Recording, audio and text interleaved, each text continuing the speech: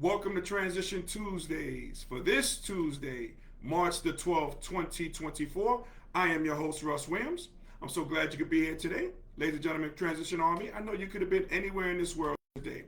I know you could have been anywhere in this world today, but you decided to be here with me. And I appreciate that. And more importantly, I appreciate you.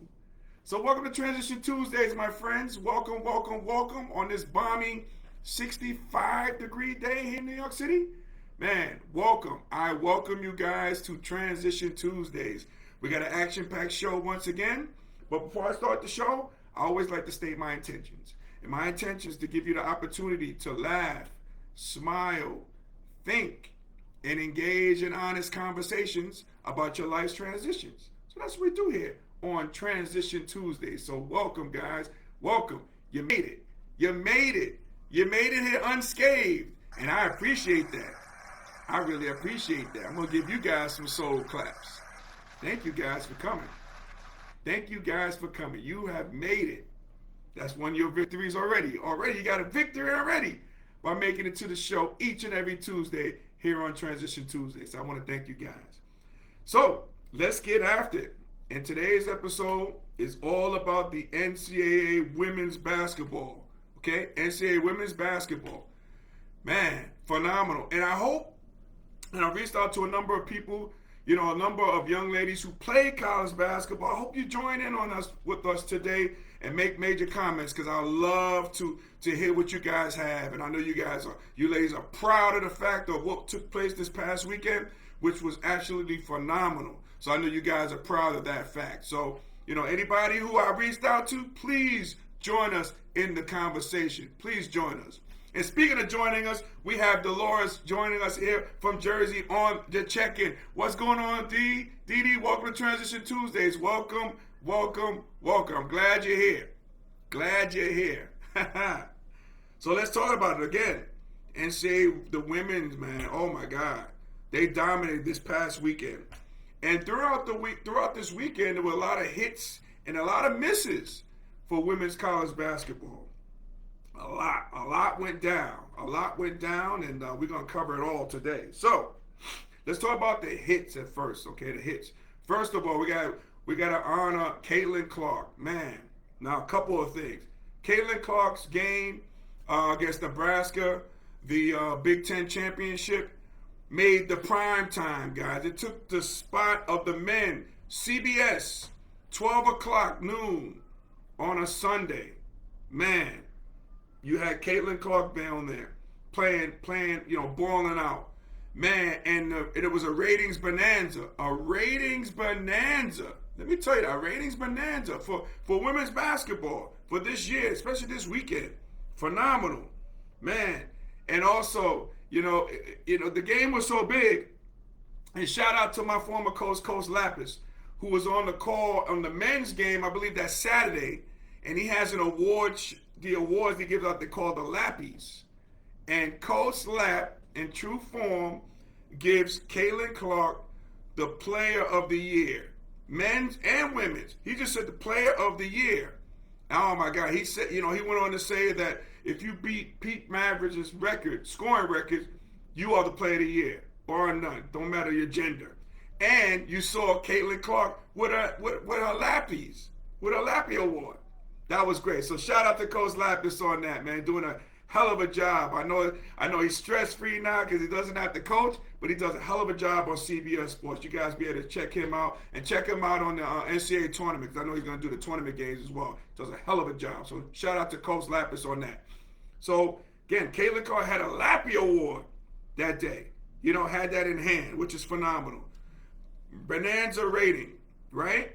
Then you had Caitlin Clark. They're losing at halftime. She only scores 4 points. 4.4 first half points. She goes on to score 30 second half points, forces the game in overtime, and they win it. Man, a big time hit to the all-time leading scorer in NCAA history. Man, that was huge. So that's one hit. Then you got another hit was in the Pac-10 play. You had University of Southern California, led by Juju Watkins, and they were playing against Stanford.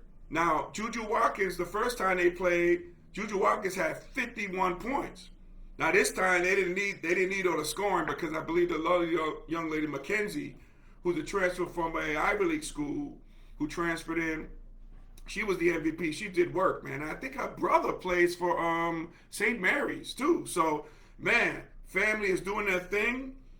USC beat Stanford for the Pac-10 championship. It's the last Pac-10 championship because they are dissolving that conference. So a lot of history was made, again, and Juju Watkins didn't have to do work and score a lot. She actually served like a decoy. She served like a decoy. So that was the hit, all right? So those are two hits, okay? And then here's another hit. You had, man, in prime time, really, the University of South Carolina versus LSU, in which University of South Carolina won its 8th SEC title by Coach Don Staley. I think they got 8 of them. 8 SEC titles. They won that game. A huge hit. A huge hit. And also, shout out to Don Staley, Coach Don Staley. Shout out to her because, again, if you guys didn't hit, maybe you haven't heard about this, but it was also hits on the court as well. Some fisticuffs. And shout out to Don Staley to apologize to the basketball audience or basketball community about what took place in that game. We're going to go over that a little later on. What took place in that game. The class that she exuded when she came and said that. Right on the cuff, in the moment, just apologizing for that. Saying, my team don't get down like that. We don't get down like that. Just so sorry to see that happen. But what a class act by Coach Don Staley. Philly's finest. Man, I tell you, that was good. And that was a major hit. A major hit. Okay, a major hit. And speaking of major hits, we got Felicia checking in from The Rock on the check-in. What's going on, Felicia? Welcome to Transition Tuesdays. Welcome, welcome, welcome. So, those are some hits, okay? Major hits. Maybe I left out some. If I left out some, please remind me, guys, because, again, and I want to stress this too, I watched so much women's college basketball, and again, I watched it with my mom. Shout out to Miss May, my mom. She says, everybody, hello to each and every one of you, the Transition Army. She says hello out there. But again, we were totally engaged. Matter of fact, we watched women's basketball this weekend and no men's basketball, NCAA basketball. That's how much we were locked in. That's how much we were locked in. And speaking of being locked in, we got Deborah on the check-in. Welcome, Deborah. Welcome to Transition Tuesdays. Welcome, welcome, welcome. Man, we got a lot of the females here tonight. Good, because we're talking about college basketball, okay? So, those were the hits, all right? We talked about some hits. And if I missed something, if I misplaced any of those hits, somebody just check me on that, fact check that on me, okay? Please do, okay? Because it was a great weekend of sports played by the women in women's basketball. Now, let's go over the hits, unfortunately. Like they said in the NBA is a make and miss league, right? Same thing goes on in college basketball for the women as well, okay? So this was a miss. This a major miss was the University of South Carolina versus LSU involved in fisticuffs, right? So let me just break it down for you if you guys haven't seen that. So it was a situation in which Flo J. Johnson, she intentionally fouls the young lady for, I forget her name, number 12. And she, and speaking of number 12, let me just tell you about number 12. I'm sure she got MVP of that game. She comes off the bench and scores close to 30 points. She kind of reminded me of another number 12 who was a freshman who won the state championship at the number 12. He came off the bench like this young lady, and that was Kenny Anderson. Chibs, so that reminds me a little of that. Maybe that can happen there if University of South Carolina wins a championship, right? So number 12 was fouled intentionally by Flo J. Johnson, and she took an elbow to one of the other players, kind of like getting the other player's face. The other player's face was, she got in the other player's face. She took a swing at her. She took a swipe at her, right? And then now here's the deal, and here's my perception. Here's what I think went down, but that caused the major fisticuffs. You have seen this whole play take place. You have the big center, Cardozo. She sees the whole thing takes place, so she comes to the aid of her teammate, and she pushes Flau'jae Johnson down, right? So after this emerges, right after this happens, all hell breaks loose, okay? So much so that number 4 on LSU, Flau'jae Johnson, for some unexpected reason, her brother comes onto the court, propels himself on a SEC official, leaps onto the court, gets close to Cardozo. Thank God he didn't do anything, but I don't know what the heck he was thinking about, because again, the optics on it was crazy. Because you're coming out there, and again, I understand you're coming to the aid of your sibling, what have you, but again, my man, you're coming on the court there, and you come in like you're squaring up for a fair one against a girl or it's a woman. What are you doing? It's crazy. You can't do that. You cannot do that. I don't care if your sister's getting pummeled by another lady. Okay? You, as a male, cannot come on that court, propel yourself on a SEC official at the scores table, step on that person's shoulders, and then propel yourself up. And because of that, and I'm here to report that, because at first they were saying reports that, he got taken away by police in custody, and he got charged for it. He got charged for assault. And the assault was him propelling himself, launching himself on someone's shoulder, an SEC official at the scores table. He got charged for that. He just posted $1,000 bail. That's crazy. But you can't do that. You cannot do that. He was very lucky. He was very lucky. Man, very, very lucky. So you had that, and the game was stopped for like 20 minutes, 30 minutes, I think it was. They stopped the game, and people were ejected. Cardozo was ejected, rightfully so. I believe number 4 Johnson, Flau'jae Johnson, she should have been ejected as well because she started the whole thing. She started the whole thing, but she wasn't ejected. So again, I believe LSU just had 5 players left, and I believe that South Carolina only had 1 player left on the bench. So again, South Carolina won the game, and the unfortunate thing was when they won the game, Cardozo, she couldn't even, because of NCAA rules, because she was ejected from the game, couldn't come out and celebrate with her team. That's crazy. But she apologized. It's another class act. She apologized for what took place when she did her actions, and she totally blamed herself on it. And, she apologized. But here's the miss.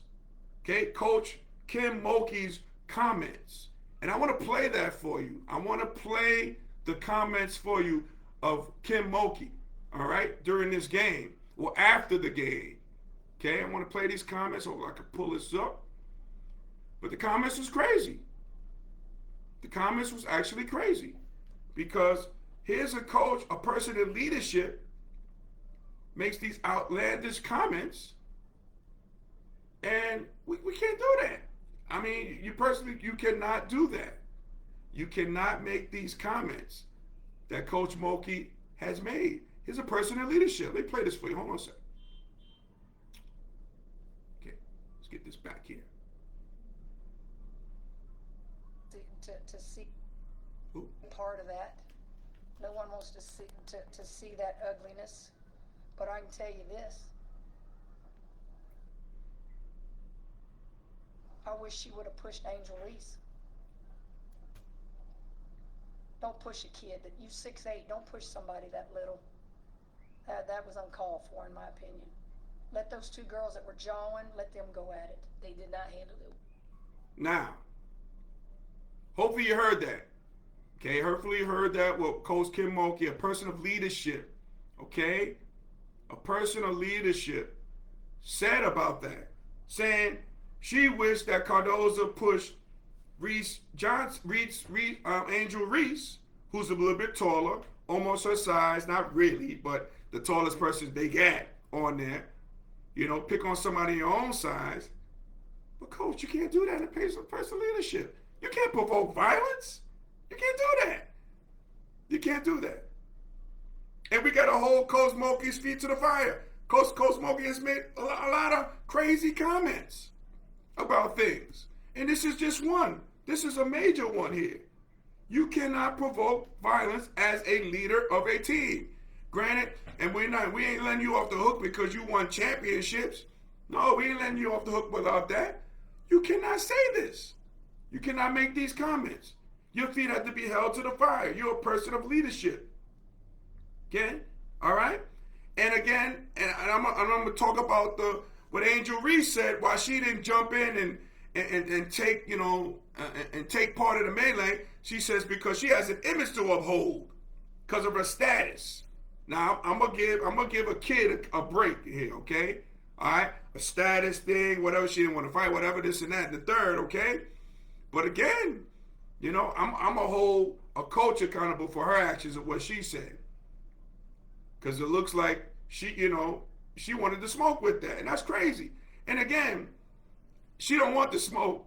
I mean, I'm just going to keep it real because number one, you know, Dawn Staley, number one, she outcoached her, right?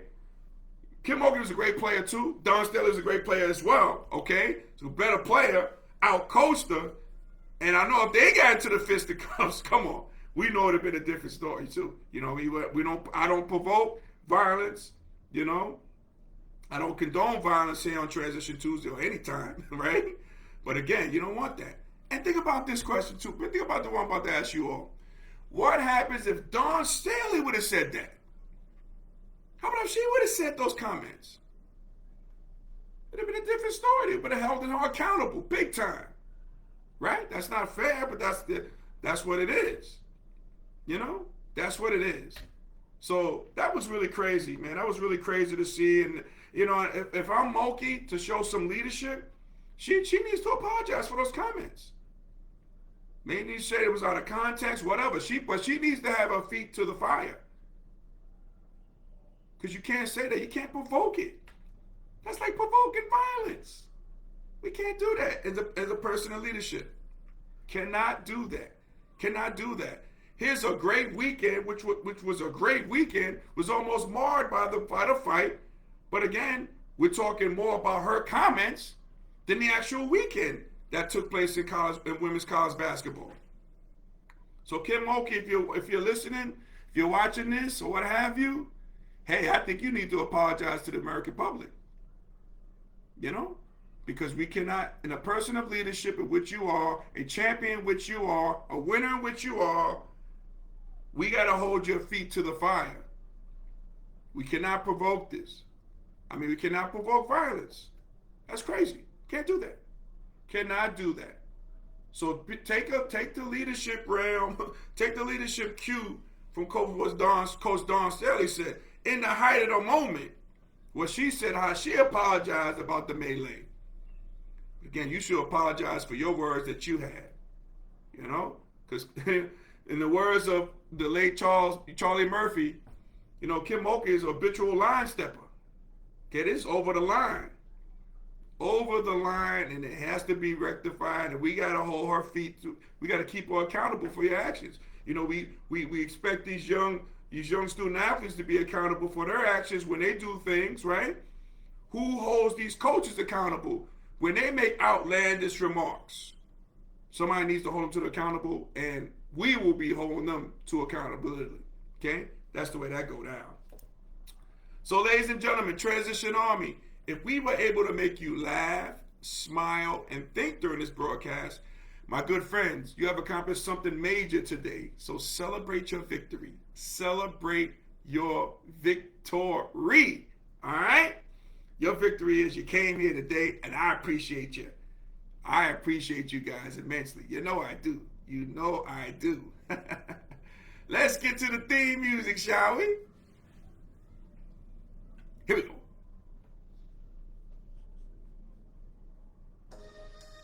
Hey. Hey. Hey. All right. So, ladies and gentlemen, Transition Army, I want to thank you guys for the bottom of my heart for you watching Transition Tuesdays each and every Tuesday. I appreciate it. Okay. You can watch this show and our past shows on our YouTube channel, Transition Tuesdays. So check it out. Make sure you like and subscribe before you leave there. Okay. You can follow me on Instagram or the Young Kid Said IG at Russ Will Transitions. That's Russ Will Transitions with an S. Follow me and I'll follow you back. You can also check me out on TikTok, right? At Russ Williams, the number 11. So Russ Williams 11. Okay, make sure you check out the show there, man. You got all these streams, you know, I'm coming to you live in different places, all right? So please make sure you do. Major shout out to our corporate sponsor, Sweet Candy Cafe, okay? Home of confectionery sweetness in downtown Lumberton, North Carolina. So after the show, make sure you go to sweetcandycafe.com, pardon me, and order your confectionery goodies. Your taste buds will be glad you did, okay?